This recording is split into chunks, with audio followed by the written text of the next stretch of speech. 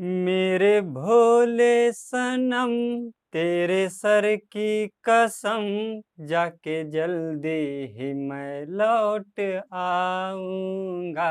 मैं तुझे छोड़ के कहाँ जाऊंगा। शुभ संध्या सभी दोस्तों को बहुत सारा प्यार नमस्कार। आप लोगों को स्वागत है ल्यूसेंट की कक्षा 2 में।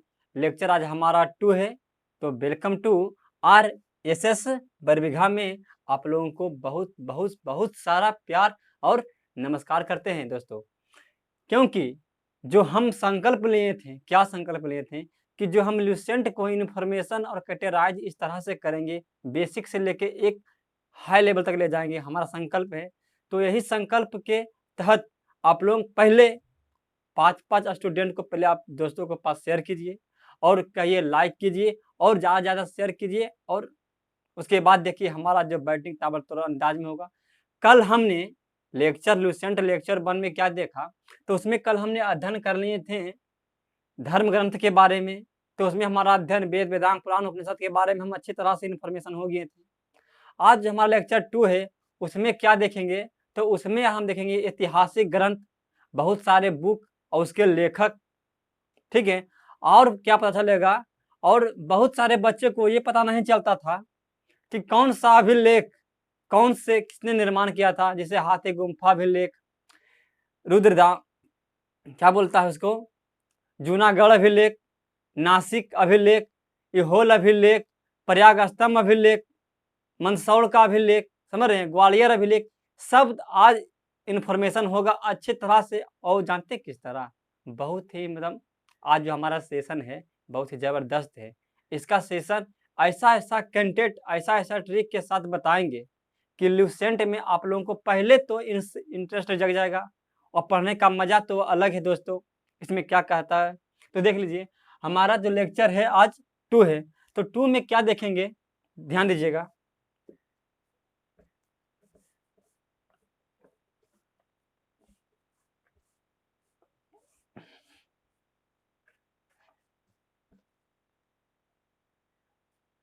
तो ध्यान क्या देना है, देखिएगा जो कल हमने क्या पढ़े थे, जो हमारा पहला बुक, जो हमारा पहला चैप्टर था वो क्या था, इतिहास, इतिहास, इतिहास जानने का,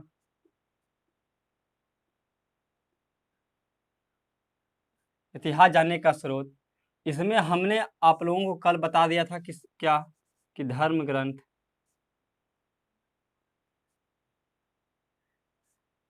धर्म ग्रंथ के बारे में। धर्म ग्रंथ में हमने क्या क्या आप लोगों को बता दिया था। आप लोगों को कल अच्छी तरह से इन्फॉर्मेशन हो गया था किसके बारे में, तो वो कल हम देख लिए थे क्या, वेद के बारे में। फिर हमने देख लिए थे वेद की संख्या कितनी थी, तो वो थी 4। वो कितनी थी, 4। कौन कौन, ऋग्वेद, यजुर्वेद, सामवेद, अथर्ववेद और वेदांग। इसलिए वेदांग की संख्या कितनी थी, 6। शिक्षा, ज्योतिष, कल्प, निरुक्त, छंद और व्याकरण। इसलिए बता रहे हैं कि जो हमारा स्टूडेंट आज जुड़ा है, जिसे भी पता चल जाए, तो ये जाकर अगला वीडियो प्ले लिस्ट में वीडियो दे चुका हूँ, जाकर आप लोग वीडियो को शुरू से ध्यान से देखिएगा। तो देखिएगा, ध्यान दीजिएगा। उसके बाद हमने अध्ययन किया थे क्या बारे में, पुराण को पढ़ लिए थे। पुराण की संख्या कितनी थी, 18। ये भी हमने अच्छी तरह देख लिया।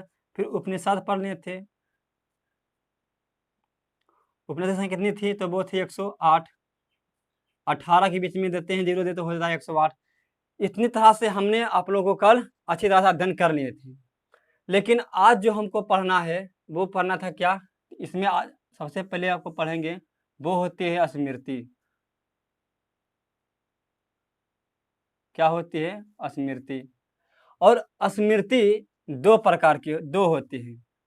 हमारा ल्यूसेंट बुक भी बोलता है और स्टैंडर्ड क्लास भी, स्टैंडर्ड बुक में भी बोलता है कि ल्यूसेंट हमारे 2। तो पहला जो होता है मनु स्मृति, मनु स्मृति, और एक होता है नारद स्मृति। तो ध्यान देना हमारा बच्चा कि मनु स्मृति और नारद स्मृति में जिस तरह पूछा जाता है कि कौन सा सबसे प्राचीन पुराण कौन है, तो हमारा बच्चा बताएगा कौन सा है, तो मत्स्य पुराण। सबसे प्राचीन वेद कौन सा है, तो वो है ऋग्वेद। उसी तरह से प्राचीन स्मृति कौन है, तो वो है मनु स्मृति। प्राचीन कौन सा स्मृति है, तो वो है हमारा मनु स्मृति। और जिस तरह से आप लोगों को कल बताया था कि विष्णुगुप्त, और ध्यान दीजिएगा हमारे बताए थे क्या,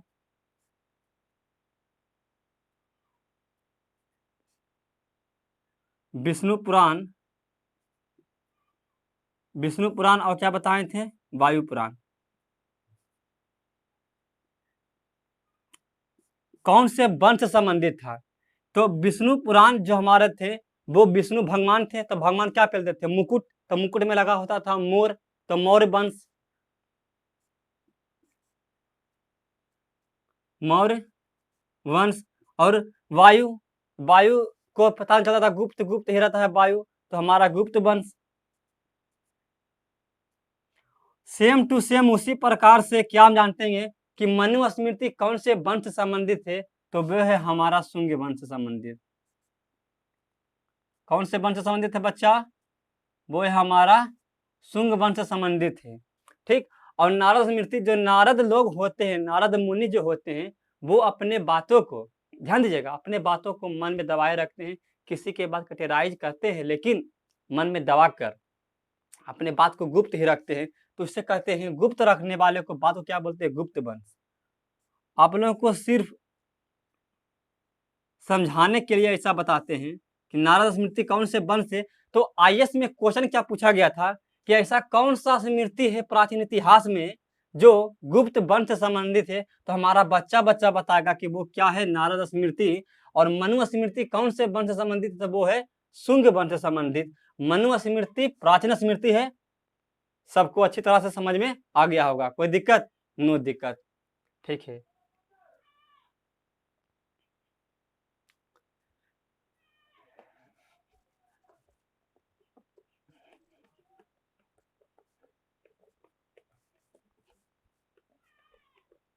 अब देख लेते हैं ग्रंथ के बारे में। अब क्या जानते हैं, ग्रंथ के बारे में। तो एक जो हमारा पहला ग्रंथ होता है, ध्यान दीजिएगा, जो हमारा एक ग्रंथ है वो है क्या, एक पहला जो ग्रंथ है हमारा वो है जातक, जातक। और दूसरा जो हमारा ग्रंथ है वो है आगम। अगर आगम और जातक में हमारा बच्चा बहुत कंफ्यूज होता है, क्यों होता है, ध्यान दीजिएगा, क्योंकि जातक धर्म से संबंधित है, बुक है, ये आगम और जातक बुक है, ग्रंथ है, ऐतिहासिक ग्रंथ। अब पूछता है क्वेश्चन एग्जामिनर कि ऐतिहासिक ग्रंथ जो बुक है कौन से धर्म से संबंधित है, तो जा से जा कबो ना मिलेगा। 200 धर्म होता है, 2 धर्म, एक होता है बौद्ध धर्म, एक होता है जैन धर्म। आगे पढ़ेंगे लेकिन आपको कैटेगराइज कर देते हैं यहाँ पर कि जातक और आगम में एक होता है जैन धर्म, एक होता है बौद्ध धर्म। तो आप लोगों को ध्यान क्या देना है कि जा से जा कबो ना मिलेगा, जा से जा कभी नहीं मिलेगा, मतलब जा से जैन धर्म नहीं होगा, जा में कौन आएगा, तो बच गया एक बौद्ध, तो बौद्ध धर्म। जा किसके लिए संबंधित, किसके अर्थ पर आता है, तो वो आता है बौद्ध धर्म, बौद्ध धर्म। और हमारा आगम हुए जैन धर्म। तो समझ में आ गया होगा कि जा से जा में बा आएगा और आ में जैन आएगा, जा में जा कबो ना आवे, ठीक है। तो देखिएगा बौद्ध धर्म की 2 शाखाएं होती थी, कितनी शाखाएं, 2 शाखा, 2 शाखाएं होती थी। तो एक का नाम था हीनयान, महायान, महायान, एक का नाम था हीनयान। और हीनयान की एक पुस्तक का नाम था, इसका हीनयान की एक बुक का नाम था, हीनयान की एक बुक जिसका नाम था क्या बोलते थे, कथा। और कथा में लगा दीजिए एक वस्तु। तो एग्जामिनर यूपीएससी में क्वेश्चन क्या पूछा था कि कथा वस्तु किसकी पुस्तक है, तो वो बताएंगे कि बौद्ध धर्म में 2 शाखाएं होती थी, एक महायान और एक हीनयान। तो हीनयान की पुस्तक के नाम क्या था, बता दीजिए। कथा वस्तु। और कथा वस्तु किससे संबंधित था? तो वो था बौद्ध धर्म से संबंधित। तो इसमें कथा वस्तु में किसका विवरण मिलता है? तो वो मिलता है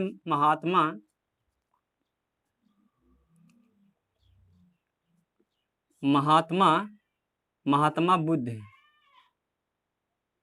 महात्मा बुद्ध के जीवन चरित्र के बारे में, जीवन चरित्र के बारे में समझ में आ गया होगा, हमें पूर्ण विश्वास है आपसे।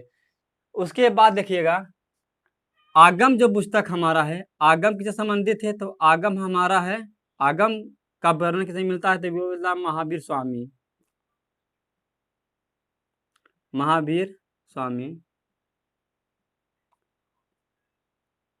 अब महावीर स्वामी साफ से लिख देते हैं, देखिएगा, ध्यान दीजिएगा, महावीर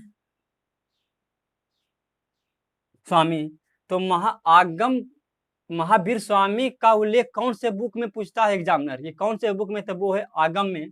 और जैन धर्म के ये थे, जैन धर्म को, जिस जैन धर्म का फाउंडर या संस्थापक माना जाता है ऋषभदेव को, लेकिन आगे कौन बढ़ाए थे? तो आगे बढ़ाए थे कौन? महावीर स्वामी। जिस तरह से कुतुब मीनार का निर्माण, नींव डाला था कौन? कुतुबुद्दीन ऐबक ने, लेकिन उसको पूर्ण किसने किया था? इल्तुतमिश ने। उसी प्रकार से जैन धर्म का संस्थापक जो होते हैं, जो फाउंडर होते हैं, ऋषभदेव, लेकिन इसको आगे बढ़ाए थे महावीर स्वामी। अब महावीर स्वामी जो जैन धर्म के 24वें तीर्थंकर थे, 24वें तीर्थंकर के होने के बाद ये अंतिम तीर्थंकर भी थे, अंतिम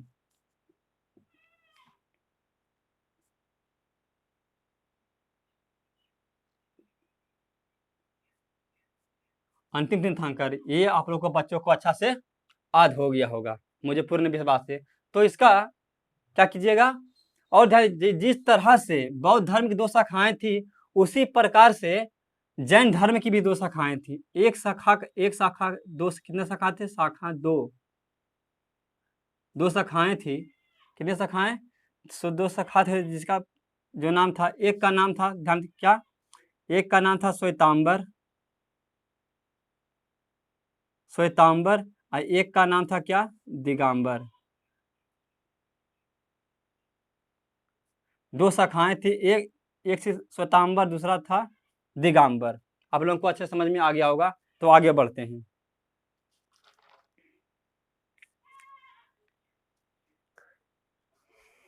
आप जानते हैं क्या? तो हमारा 2 के जान गए, आप जानते हैं तीसरा में राजतरंगिणी के बारे में।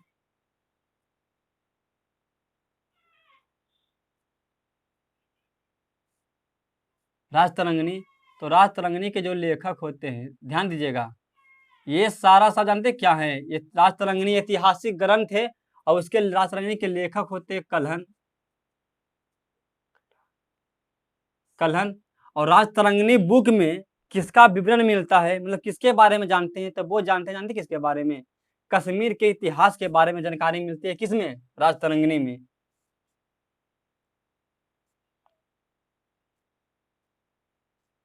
कश्मीर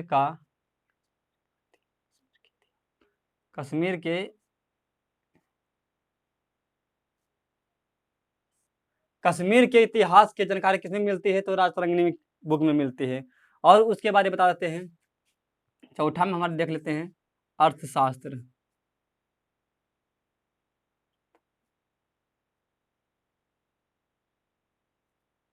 अर्थशास्त्र के लेखक कौन होते हैं? तो वो होते हैं क्या? बोल दीजिए। अच्छा व्यक्ति को पता होता है यार।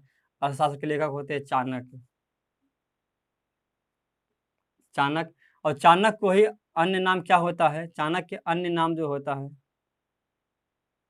अन्य नाम वो क्या है? ध्यान दीजिएगा, जो कौटिल्य बोलते हैं, कौटिल्य बोलो या विष्णुगुप्त बोलो, विष्णुगुप्त, सारा एक ही बंदा का नाम है, चाणक्य का है। और ध्यान दीजिएगा, जो अर्थशास्त्र किस आधार पर लिखा गया था? तो वो लिखा गया था राजनीति के आधार पर। राजनीति के आधार पर, और एक यहाँ पर मैकियावेली मैडम थी, और मैकियावेली की एक पुस्तक का नाम था, मैकियावेली की एक बुक का नाम था, इसको क्या बोलते थे, बुक का नाम था, इसको बोलते थे द प्रिंस, द प्रिंस। और द प्रिंस के लेखक कौन होते हैं, तो मैकियावेली। और द प्रिंस की तुलना किया गया था किससे, तो द प्रिंस की तुलना किया गया था किससे, अर्थशास्त्र से तुलना किया गया था। तो आईएएस में क्वेश्चन क्या पूछा गया था कि ऐसा कौन सा बुक है जो अर्थशास्त्र का सेम टू सेम होता है, तो वो है मैकियावेली की पुस्तक का नाम है द प्रिंस। आप लोगों को इतना समझ में आ गया होगा। आगे बताते जो चाणक्य है, ध्यान दीजिएगा, चाणक्य होता है किनके, प्रधानमंत्री। एमपी मैंने क्या होता है, प्रधान, पीएम मिनिस्टर, प्राइम मिनिस्टर। किनके थे, तो वो थे चंद्रगुप्त मौर्य के। चंद्रगुप्त मौर्य के क्या थे, ये प्रधानमंत्री थे। तो अर्थशास्त्र में किसके बारे में लिख दिए थे, तो अर्थशास्त्र बुक में मौर्य वंश के बारे में लिख दिए थे। मौर्य वंश की बात कौन सा पुस्तक में मिलता है, तो मौर्य वंश की बात जो हमारा है वो मिलता है अर्थशास्त्र में। इतना आप लोग को समझ में आ गया होगा। तो ताबड़तोड़ अंदाज में पहले इस सेशन को पहले ज़्यादा शेयर करें, और दोस्तों को 55 दोस्तों के इसमें जोड़िए, और लाइक सब्सक्राइब जरूर कीजिए दोस्तों। और लाइक सब्सक्राइब करने के लिए आपको नहीं कहेंगे हम, पहले क्यों नहीं कहेंगे, पहले इस वीडियो को शुरू से लेकर अंत तक जरूर देखिए। अगर आपको मजा आता है तब कीजिए, नहीं तो अनलाइक करके चला जाएगा, कोई दिक्कत नहीं। ठीक है दोस्तों, हमारा मकसद है आप लोगों को अच्छा इन्फॉर्मेशन देने के लिए। कोई भी एग्जामिनर हो, कोई भी अच्छी हो एग्जाम हो, आप क्रैक कर सकते हैं, हमारा दावा है आपसे, क्योंकि हम पढ़ाने का मकसद है, डूब गए हैं। हमसे कुछ नहीं चाहिए, सिर्फ हमको पढ़ाना है, आप लोगों को अच्छा मैटर देना है। इसी तरह से इन्फॉर्मेशन करेंगे। राहुल कुमार ने बोल रहा है क्या कि सर नोट्स कैसे बनाए। अरे बच्चा, जिस तरह से आप लोग को बता रहे हैं कि नोट्स भी इसी तरह से बनता है, जिस तरह से बता रहे हैं इसी तरह से नोट्स बनता है। ठीक है दोस्तों, तो इसका नोट कीजिए, अब आगे बढ़ते हैं।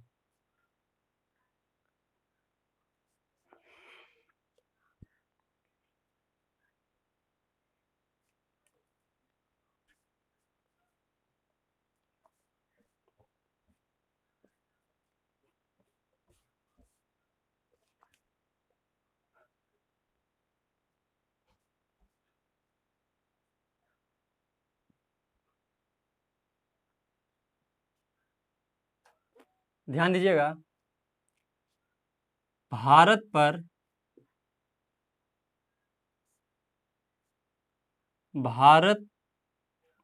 अरबों का आक्रमण हुआ था। अरबों का क्या हुआ था, अरबों का आक्रमण कहाँ पर हुआ था, तो वो हुआ था सिंध। और सिंध पर अरब विजय हो गई थी। तो यूपीएससी में क्वेश्चन एग्जामिनर किस तरह से पूछा था वो ध्यान दीजिएगा, आपको बताते हैं। क्वेश्चन पूछा था कि ऐसा कौन सा बुक है, ऐतिहासिक ग्रंथ है, प्राचीन इतिहास का ऐसा कौन सा बुक है जिसमें बताया गया है, जिसके बारे में विवरण किया गया, किसके बारे में, भारत पर अरबों का आक्रमण का उल्लेख कौन सा बुक में मिलता है, तो वो मिलता है हमारा चचनामा में। कौन से बुक में मिलता है, वो मिलता है चचनामा में। और चचनामा के लेखक कौन है, ये ध्यान दीजिएगा, वेरी इंपॉर्टेंट क्वेश्चन। चचनामा के लेखक होते हैं अली अहमद। कौन होते हैं, अली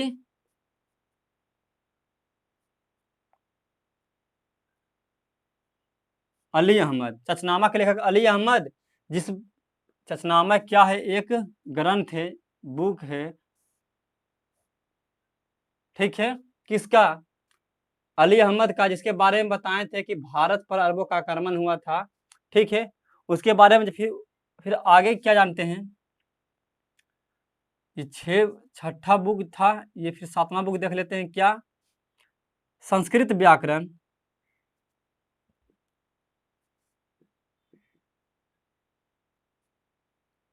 संस्कृत व्याकरण, संस्कृत व्याकरण की पहली बुक, संस्कृत व्याकरण की पहले बुक का नाम जानते क्या थे? ध्यान दीजिएगा, वो था क्या? अष्टाध्याय।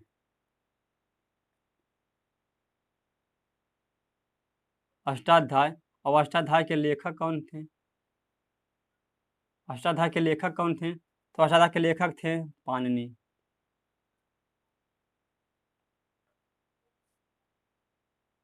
अष्टाध्याय के लेखक कौन थे? पाणिनि। तो मुकेश कुमार ने बोल रहा है कि सर, व्याकरण जो संस्कृत व्याकरण की जो पहले बुक अष्टाध्याय है ने, इसमें मौर्य वंश की पहले की बातों की जानकारी मिलती है। बिल्कुल राइट है दोस्त। इसमें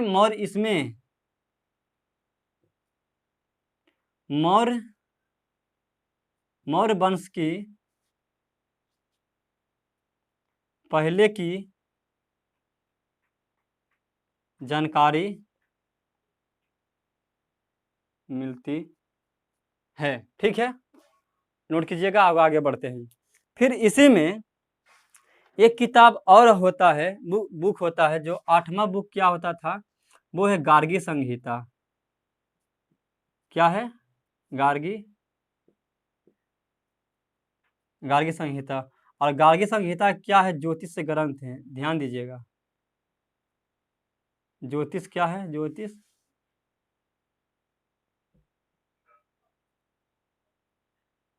ज्योतिष ग्रंथ है। गार्गी संहिता क्या है? ज्योतिष ग्रंथ है। और गार्गी संहिता के लेखक कौन है? तो गार्गी संहिता के लेखक को नाम बोलते हैं कात्यायन।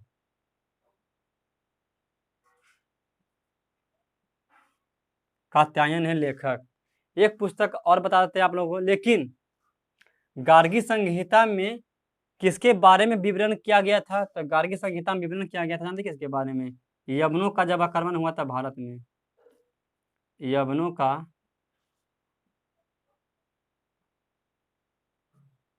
आक्रमण, यवनों का आक्रमण के बारे में बताया गया था। कौन से किताब बुक में? गार्गी संहिता में। एक पुस्तक आता है जिसको बोलते हैं महाभाष्य। महाभाष्य। तो महाभाष्य के लेखक पूछा जाता है, तो महाभाष्य के लेखक कौन है? तो महाभाष्य के लेखक जो है वो उसको बोलते हैं पाणिनि, भलो सॉरी पतंजलि।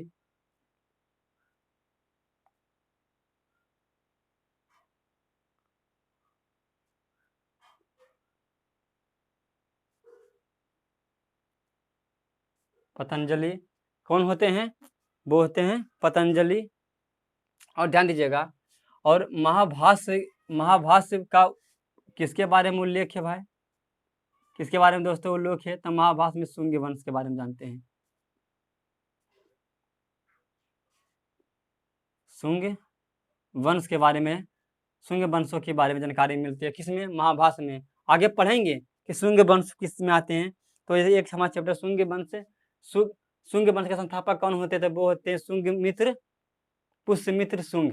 ठीक है दोस्तों, तो आप लोगों को ऐतिहासिक ग्रंथ यहाँ पर समाप्त होता है। ऐतिहासिक ग्रंथ सभी हमने जान लिए, जातक, आगम, अष्टाध्याय, फिर चचनामा, फिर उसके बाद गार्गी संहिता, फिर जान गए चाणक्य के बारे में। ठीक है, तो आगे बढ़ते हैं, लीजिएगा इसका स्क्रीनशॉट। तो कहने का तात्पर्य हमारा ये है कि लुसेंट का इन्फॉर्मेशन इस तरह से किया जाता है। एक क्वेश्चन को आपको रटवा देंगे, एक क्वेश्चन को आपको एकदम समझा के देंगे, एकदम हर तरह रटवाया जाता है, लिखवाया जाता है, लेकिन हमारे तरफ सिर्फ समझाया जाता है किस तरह से। तो देख रहे हैं आप, आगे जानते हैं। विदेशी यात्रियों से मिलने वाली जानकारी।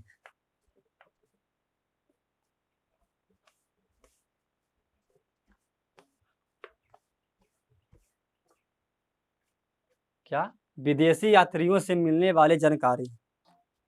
ये तो समाप्त हो गया। अब पढ़ते हैं विदेशी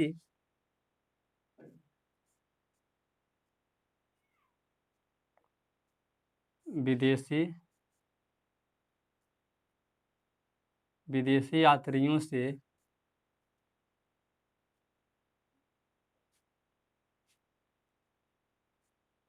मिलने वाली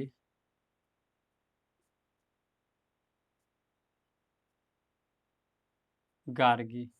जानकारी, विदेशी यात्रियों से मिलने वाली जानकारी जो हमारा है वो कई वर्गों में बटा हुआ है, कई वर्गों से हम प्राप्त कर सकते हैं जानकारी इतिहास के बारे में। पहला जो हमारा है वो है क्या, चीनी यात्री से भी, चीनी चीनी लेखक।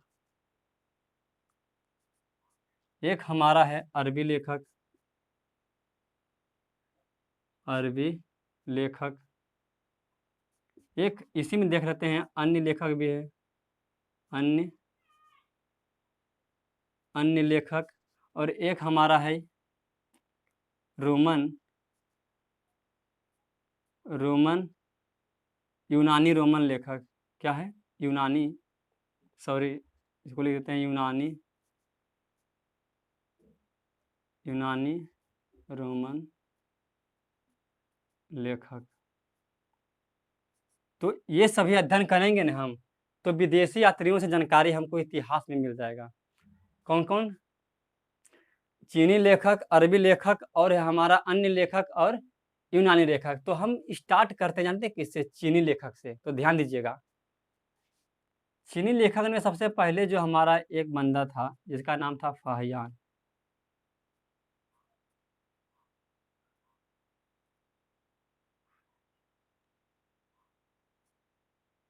उस बंदा का क्या नाम था, तो उस बंदा का नाम था फाहियान। तो फाहियान किसके दरबार में आया था, ये आईएएस के क्वेश्चन में ताबड़तोड़ अंदाज में मिलता है। फाहियान किसके दरबार में आया था, तो वो आया था कि चंद्रगुप्त मौर्य के दरबार में, चंद्रगुप्त द्वितीय, चंद्रगुप्त द्वितीय के दरबार में आया था। चंद्र पढ़ेंगे, जब हम पढ़ेंगे ने क्या बोलते हैं, गुप्त वंश। तो गुप्त वंश का प्रतापी सर्वशक्तिशाली राजा जो होता था वो होता था यही, कौन, नहीं, उसमें चंद्रगुप्त प्रथम होते हैं।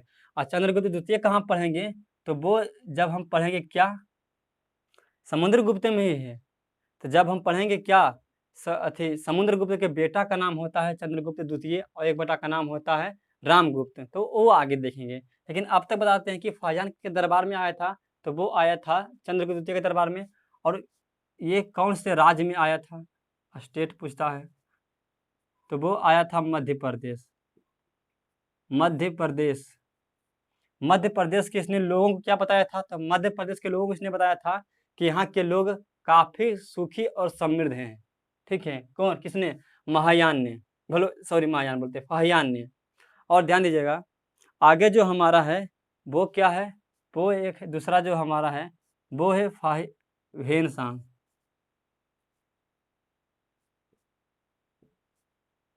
हेनसांग के बारे में जानते हैं, तो हेनसांग किसके दरबार में आया था, तो हेनसांग आया था किसके दरबार में, तो हेनसांग आया था हर्षवर्धन के दरबार में।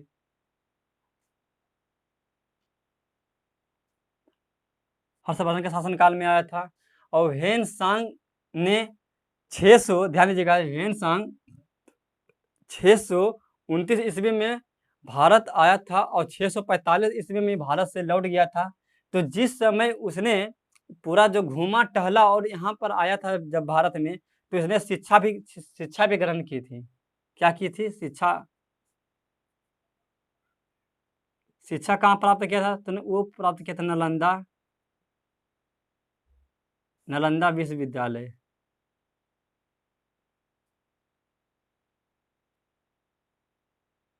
नालंदा विश्वविद्यालय में इसने क्या की थी, शिक्षा की प्राप्ति की थी। और नालंदा विश्वविद्यालय कौन से राज्य में पड़ता है, तो वो हमारा पड़ता है कौन सा राज्य में, बिहार राज्य में। ठीक है, इसका निर्माण किसने किया था, तो निर्माण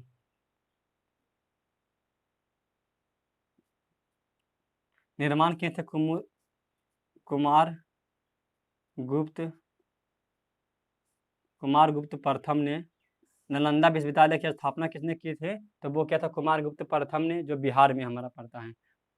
और जब ये घूम टहल रहे थे भारत में, तो इसने अपनी एक बुक लिखती थी, जिस बुक का नाम था सी यू की, क्या बुक का नाम था, सी यू की। ठीक है दोस्तों, तो यहाँ तक पता चल गया होगा। और आप लोगों को क्या बताना चाहते हैं कि कि जब जितने यात्री भारत आए थे उनको नहीं बोला जाता था कि यात्रियों का राजकुमार है, लेकिन ह्वेनसांग ऐसा बंदा था जिसको बोला गया था कि ये ह्वेनसांग यात्रियों का राजकुमार है।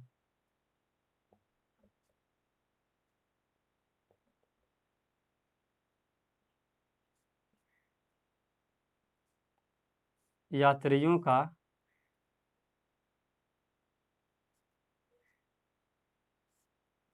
का राजकुमार किसे कहते हैं? तो वो कहते हैं ह्वेनसांग को। यहीं पर ध्यान दीजिएगा, या पूछ दे प्रिंस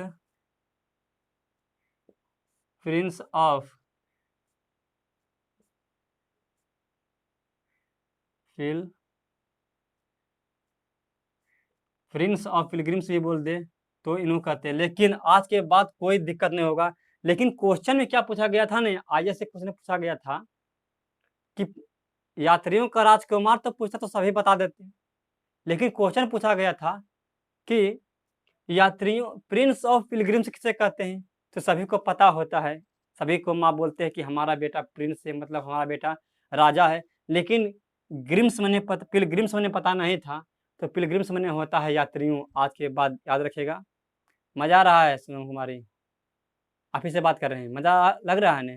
ठीक है दोस्त, ठीक है। तो देखिए, प्रिंस ऑफ पिलग्रिम्स जब देख लिए यात्रियों का राजकुमार होता है, तो वे कौन होते हैं? तो ह्वेनसांग के बारे में। तो ह्वेनसांग के बारे में इतना आप लोग को पता चल गया होगा, ठीक है? कोई डाउट? नो डाउट, आप लोग को इतना समझ में आ गया होगा जबरदस्त तरीके से। अच्छा, ओके, ठीक है। देखिए आगे बढ़ते हैं। और इसी में जब पूछा, और इसमें होता था संगी, आज दो और याद रखिएगा, संगयुगन और एक था इत्सिंग।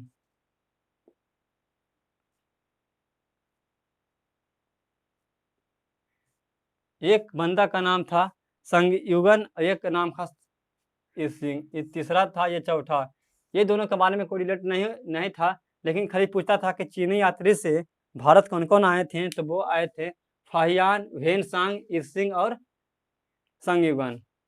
अब हम आगे पढ़ते हैं अरबी लेखक के बारे में, तो इसका स्क्रीनशॉट लीजिएगा और आगे बढ़ते हैं।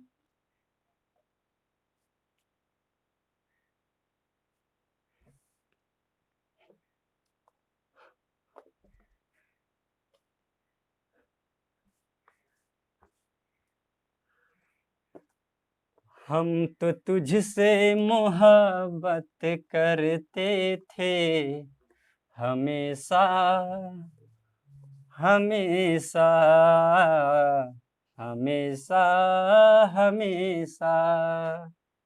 तो ध्यान दीजिएगा। अब आगे जो पढ़ते हैं वो हमारा है क्या? अरबी लेखक के बारे में जानते हैं। अरबी लेखक,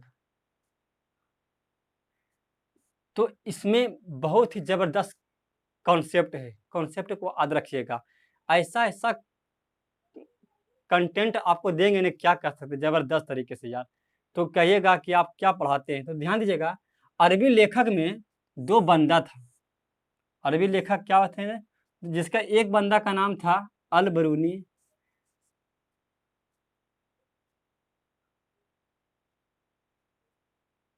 अल बरूनी, और एक बंदा का क्या नाम था? एक था अल बरूनी, और एक बंदा का नाम था इबन तूता।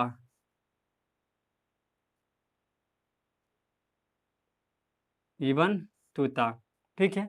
एक था अलबरूनी, इसको ऐसे लिख लीजिए, अलबरूनी। अलबरूनी एक था इबन तूता।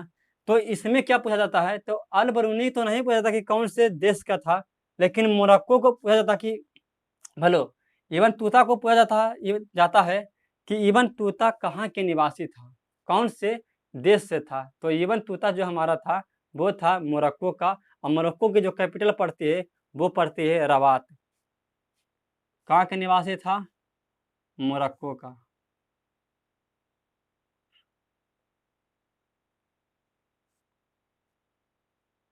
मोरक्को, इसका जो कैपिटल पड़ता है, कैपिटल मैंने राजधानी कहाँ है? रबात। रफ्ता रफ्ता गाना सुने होंगे ने, वही रबात राजधानी पड़ती है। मोरक्को की राजधानी कहाँ है? तो रबात, मोरक्को। इबन तूता कहाँ के निवासी था? तो वो कौन से देश में रहता था? मोरक्को में रहता था। मोरक्को। इबन तूता किसके दरबार में आया था? ये क्वेश्चन पूछा था कहाँ पर ही? तो बिहार पुलिस के पेपर में था, दमयसी उपरे में लिखल था कि इबन तूता किसके दरबार में आया था? तो वो आया था मोहम्मद बिन तुगलक के दरबार में।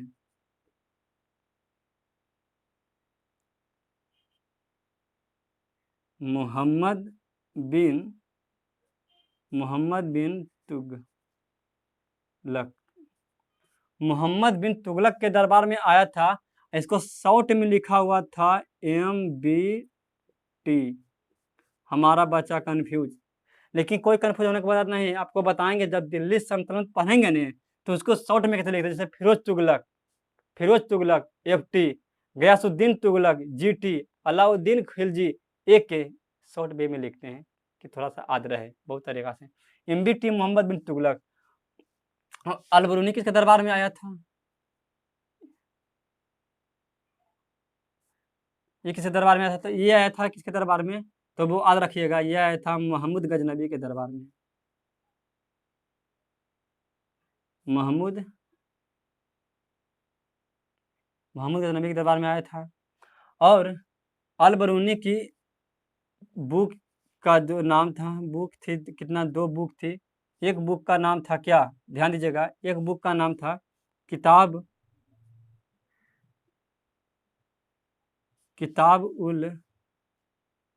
किताबुल हिंद।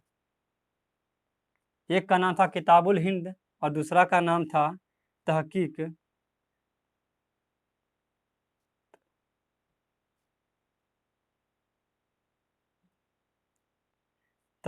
ए हिंद। ये पुस्तक याद रखेगा, नहीं तो आपको अलबरूनी बहुत मारेगा एग्जाम में। ये पुस्तक का नाम था क्या? किताबुल हिंद। एक का नाम था तहकीक ए हिंद। और जिस तरह भेनसांग शौकीन था घूमने टहलने में, उस तरह से इबन तूता भी घूमने टहलने में था शौकीन।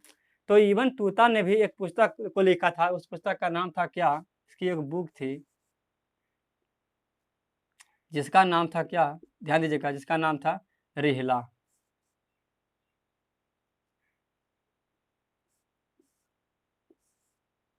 इबन तूता का एक बुक था जिसका नाम था रिहला। इबन तूता का वास्तविक नाम एगो होता था, क्या होता था वास्तविक?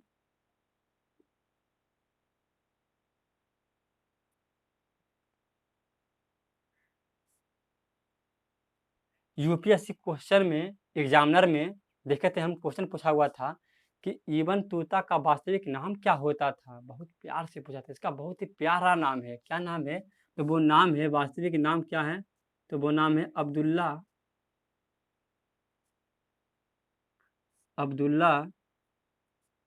मोहम्मद बिन तूता। क्या नाम है?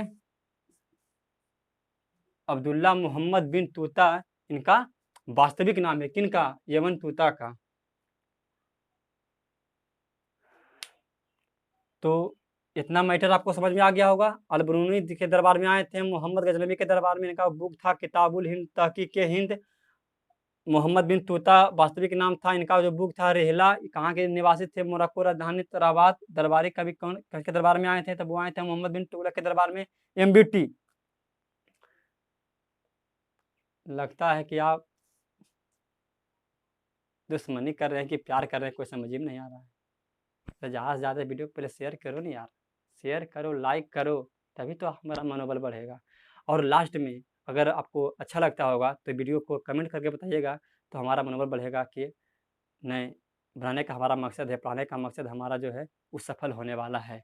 तो ध्यान दीजिएगा अच्छी तरह से। ओके, ज़बरदस्त तरीके से आज हम बैटिंग कर रहे हैं। तो अगले क्या देखते हैं? तो अगला जो हमारा है, ध्यान दीजिएगा, इसी में जानते हैं क्या? अन्य लेखक के बारे में जानते हैं हम। क्या जानते हैं? अन्य लेखक के बारे में। यहाँ पर देखिएगा,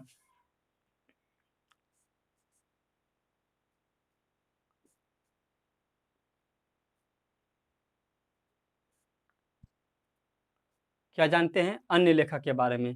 तो अन्य अन्य लेखक में एक होता है जिसका नाम होता है, आप गदर फिल्म देखे होंगे, गदर में सनी देओल जी होता है हीरो। सनी देओल का नाम होता है तारा। क्या नाम होता है? तारा। तो उन्हीं का नाम एगो होता है तारानाथ। तारानाथ। और तारानाथ की एक बुक, तारानाथ ये कैसे लेखक होते हैं? तो तारानाथ जो होते हैं वो होते हैं तिब्बती लेखक। ये कैसे लेखक होते हैं? तो लेखक होते हैं कैसे? तिब्बती, तिब्बती लेखक होते हैं। कौन? तारानाथ। और तारानाथ की 2 बुक होता है।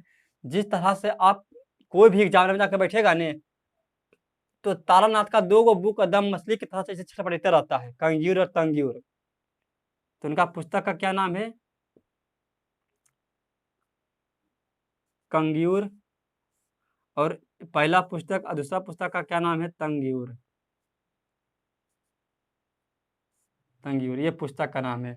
और आप लोगों को बता दें, एक था अन्य लेखक और था जिसका नाम था मार्को पोलो। क्या नाम था? Marco Polo. जो मार्को पोलो थे वो कहाँ के निवासी थे? मार्को पोलो कहाँ के निवासी थे? तो वे थे वेनिस के निवासी। वेनिस के क्या थे? निवासी थे। जिस तरह से आप लोग को बताए हैं कि ह्वेनसांग यात्रियों का राजकुमार कहा जाता है, उसी तरह से ध्यान दीजिएगा, उसी तरह से मार्को पोलो को भी कहा जाता है क्या? मध्यकालीन यात्रियों का राजकुमार। इनको क्या कहा जाता था?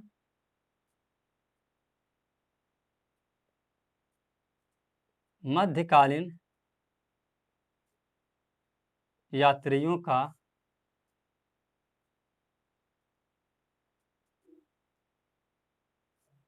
राजकुमार किन्हें कहते हैं? तो मार्को पोलो को। तो दोस्तों ध्यान दीजिएगा और आगे क्या देखते हैं।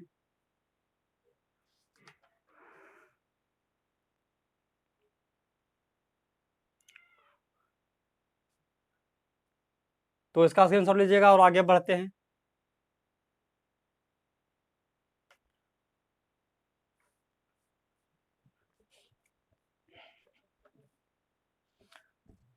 होती है बेदर्द बहुत ही इस दुनिया की रस्में, मुश्किल कर देती है निभाना प्यार वफा की कसमें। शीशे जैसे अरमां लेकर राहों से ना गुजरना, शीशा तो टूट जाता है। अब जानते जानते किसके बारे में? अब जो हमारा जो है वो जानते हैं क्या? ऐसा तो हमारा अब टाइम हो गया है आप लोगों को, ठीक है, अगले वीडियो में आप लोगों को हम बताएंगे। तो आप लोग से अब अलविदा लेते हैं। आगे क्या पढ़ेंगे वो पढ़ेंगे हम क्या? आगे जो हमारा बैटिंग चलेगा ताबड़तोड़ अंदाज में वो चलेगा यूनानी, यूनानी रोमन, यूनानी रोमन लेखक, यूनानी रोमन लेखक। और क्या अध्ययन करेंगे? तो और करेंगे क्या? पूरा पुरातत्व संबंधी, पुरातत्व संबंधी साक्ष्य के बारे में। मतलब इसका मतलब क्या होता है? जो प्राचीन इतिहास में जो कौन से वस्तु होता था, चीज होता था, उसके बारे में अध्ययन करेंगे हम अगले वीडियो में। तो आप इससे अलविदा लेते हैं। तब तक अगर आप लोगों को यह वीडियो अच्छा लगा होगा तो कमेंट करके बोलिए कि आपका पढ़ाने का तरीका कुछ अलग है सर, ठीक है। तो हम ज़्यादा से ज़्यादा और अच्छा कंटेंट देने के तैयार करेंगे अपने आप को, आपको। तो दोस्तों हमारा कहने का मकसद ये है कि वीडियो को ज़्यादा से ज़्यादा शेयर करें, कमेंट करें और लाइक करें और सब्सक्राइब करें और बेल आइकन को दबा दें, जिससे आपको नोटिफिकेशन मिल जाए। तो हमारा जो वीडियो आप लोगों को डेली बनाते होंगे तो आपका daily serial bye serial number से देखते जाइएगा और कोई भी दिक्कत नहीं होगा, ठीक है दोस्तों। तो आपसे अपना ख्याल रखिएगा। कल की वीडियो में मैं अब अगले टॉपिक पढ़ाने के लिए जाता हूँ जिससे आपका लाभ हो, ठीक है दोस्तों। इसलिए जय हिंद, जय Bharat, Vande Mataram, best of luck दोस्तों।